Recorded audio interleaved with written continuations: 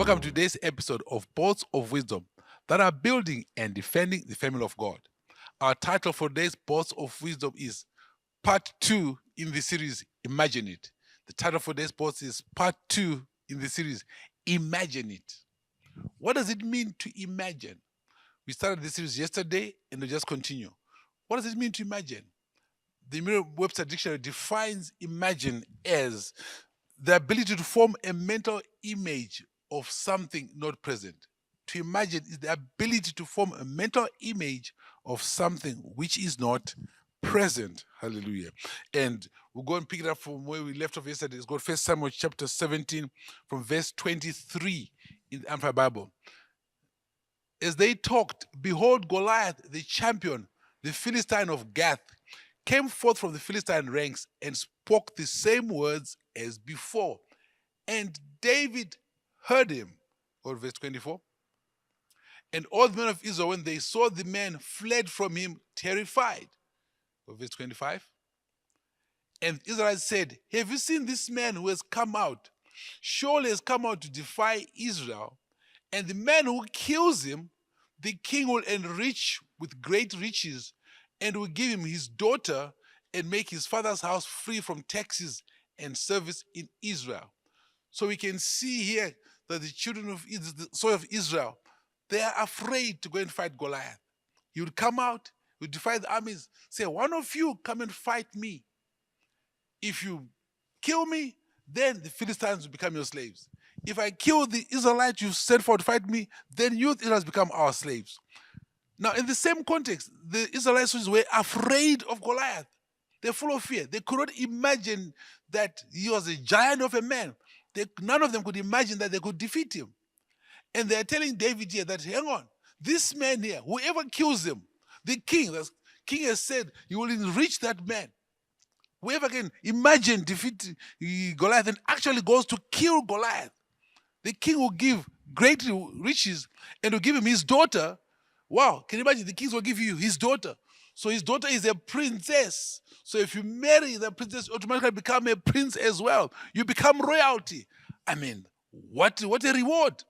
You get riches and he make his father's house free from tax and service in Israel. Wow, what a reward. It will need somebody with great courage. It takes great courage to imagine the right things. It takes great courage to imagine victories. So here, what do we have? We have a situation whereby if only someone could be courageous enough to take on Goliath, if they could imagine they can defeat him, there will be riches for them. But see, none of those Israel soldiers had the courage to take on Goliath. They couldn't imagine defeating him. Let's go next verse. Verse 26. And David said to the men standing by him, what shall be done for the man who kills this Philistine and takes away the reproach from Israel? For who is this uncircumcised Philistine that he should defy the armies of the living God? Next verse, 27. And the men told him, thus shall it be done for the man who kills him. So they tell David what will happen. Next, verse 28. Now Eliab, his eldest brother, that is David's eldest brother, he was a soldier. He heard what he said to the men. That's what he heard what David said to the men. And Eliab's anger was kindled against David, and he said, why did you come here? With whom have you left those few sheep in the wilderness? I know your presumption and evilness of heart, for you came down that you might see the battle. Wow, can you see? Eliab is talking against David. All David has done is ask, what shall be given to the man who kills this Philistine? David is given the answer. But Eliab is a soldier, he's a trained soldier in the army of Israel. He's one of those 40,000 soldiers who are afraid of Goliath the Philistine. They've been afraid, they've been cowering. None of them has had the courage to imagine, to think that they can win and beat Goliath. Remember from where we started yesterday in the part 1 of the series, Imagine It. God made it clear in Genesis 11 verse 6 that whatever you can imagine to accomplish, you will be able to accomplish. So we come here. Eliab is full of fear like the other Israelites. He's full of fear. Well, there you go, Genesis 11 verse 6 I was showing you just now, where God was speaking I'll just read for you, just 11 verse 6. And the Lord said, behold, they are one people, and they have all one language. And this is only the beginning of what they will do. And now nothing they have imagined they can do will be impossible for them. So God makes it clear what you imagine. Let's go back to Genesis 11, to 1 Samuel 17, verse 28, where we were. Now, 1 Samuel 17, verse 20. Now, Eliab, his eldest brother, heard what he said to the men. And Eliab's anger was kindled against David. And he said, why did you come here? With whom have you left those few sheep in the wilderness? I know your presumption and the evilness of what? For you came down that you might see the battle. Let's pause here for a moment. Eliab is David's elder brother. He's a trained soldier. He's also one of the people who are afraid, who are terrified of Goliath. They can't stand up to fight Goliath. He can't imagine defeating Goliath. Eliab is full of fear. But can you see what happens when someone is full of fear? They can't imagine victory. When someone is full of fear, they are stressed. When someone is full of fear, they are easily angered. They become angry. David is not angry. Eliab is angry. Unholy anger.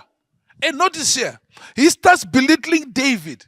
He starts speaking. He says, David, you're only looking after a few of your father's sheep in the wilderness. Whoa, David was looking after his father's sheep, yes. In the wilderness, yes. So Eliab, who is afraid of Goliath, is speaking bad to David. Eliab, because of fear, he cannot imagine what is good. Many people, if they're given a diagnosis by the doctor, which shows that they got a disease or a tumor or whatever else, many, or told you, I've got a few weeks to live, a few months to live, many become afraid. No! Don't be limited. Don't allow fear to get into you. You declare, I shall live and not die. You imagine that you're going to be well. You imagine you're going to recover. Even if all the science and all the tests the doctors have done say you're supposed to die in a week. You say, I shall live and not. Imagine yourself healthy. Imagine yourself healed. Imagine it. Imagine it. Maybe you're broke right now. Imagine making progress. Imagine becoming wealthy. Imagine becoming prosperous. But we see again in 1 Samuel 7, verse 20, we see again here, David faced opposition. Where? From his own brother, his own blood brother. My brothers and sisters, when you imagine it, when you imagine good things, when you imagine your progress, you imagine your prosperity, you can get opposition even from family members, even from those that are close to you. This is his older brother opposing him. Opposing him. Why? Because older brother is driven by anger and which is from fear of Goliath. He even says, David, you've got an evil heart. He says, you've got an evil heart. He says, you came down to see the battle. Can you imagine? Eliab says, my brother David, you came to see the battle. But there's no battle because Eliab is so, they're all afraid of Goliath. Goliath is challenging, says, guys, you are soldiers, come and fight me. They're afraid. So there is no battle. It's fear headquarters. There were 40,000 Israeli soldiers there. They are full of fear. Full of fear. They cannot imagine victory over Goliath. And in that process, David pitches up. Wow. David pitches up. Look at how his brother even believes us. You're just looking after the sheep in the wilderness. What you're doing is nothing. Let's go to the next verse 29. And David said, what have I done now? Was it not a harmless question? Hallelujah. Can you see? David stays in calm. And David says, what have I done now? He can't figure out what he's done wrong. Did I not ask a harmless question? All I did was to ask a question. You see, people who don't imagine a glorious future, people don't imagine a prosperous future, people cannot imagine that there's a way to find a solution to the challenges altogether. There are people who can bring you down. They can upset you. Don't go to their standard. Don't go to their standard. They go to verse 30. And David turned away from Eliab to another. So he went to another soldier. And he asked the same question. And again, the man gave him the same answer. What answer? That none of them can defeat Goliath. None of them can do that. And David is not capable of fighting. They say, you're not capable. You are worthless. You have no power. They can't imagine victory. We'll continue tomorrow. Hallelujah. Imagine it. Don't stop your imagination. Imagine it. As in an Oscar assembly, can you imagine that by the grace of God, as we go into the next month, by the grace of God, we'll put on proper new premises. Can you imagine it? That God can do that miracle for us. for the head office. That is, for other projects, for the head office. We thank God for the projects given us other branches. But for the head office, Oscar Assembly, can you imagine, by the grace of God, us being on our own massive estate, where Jesus will be glorified mightily? Can you imagine it? And you being a part of it and financing the kingdom. Imagine it. Thank you for watching. God bless you.